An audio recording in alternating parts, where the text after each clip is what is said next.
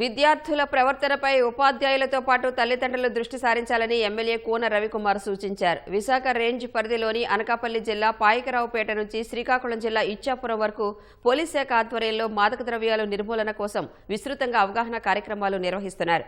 శ్రీకాకుళం రామలక్ష్మణ కూడలి నుంచి 7 రోడ్ల కూడలి వరకు భారీ సైకిల్ యాత్ర చేపట్టిన అధికారులు ఆ తర్వాత ఎన్టీఆర్ పాఠశాల మైదానంలో అవగాహన కార్యక్రమం నిర్వహించారు.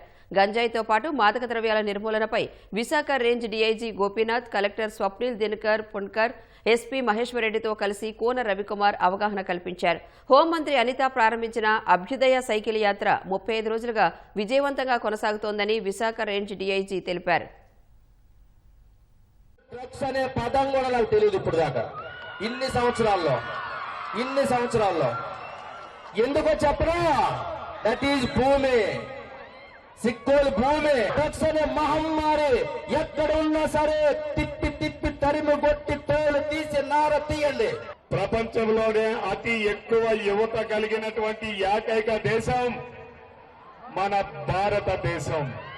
ఆ యువతరాన్ని సమగ్రమైనటువంటి దశలో నడిపించాల్సినటువంటి బాధ్యత తల్లిదండ్రుల పైన ఉంది. విద్యార్థుల భవిష్యత్తును తీర్చిదిద్దడం అంటే మీ కళాశాల గాని పాఠశాల ప్రాంగణంలో గంజాయి అనేటటువంటి మాట వినబడకుండా ఉండడం. ఈ ఒక్క విద్యార్థులందరూ కూడా మీరు డ్రగ్స్కి దూరంగా ఉండండి. మత్తు పదార్థాలని నిర్మూలించాలి అనేటువంటి ఒక సంకల్పంతో పోయిన సంవత్సరం 20,000 ప్రోగ్రామ్స్ మన విశాఖపట్నం రేంజ్ వ్యాప్తంగా ఈ అవేర్నెస్ ప్రోగ్రామ్స్ కండక్ట్ చేయడం జరిగింది.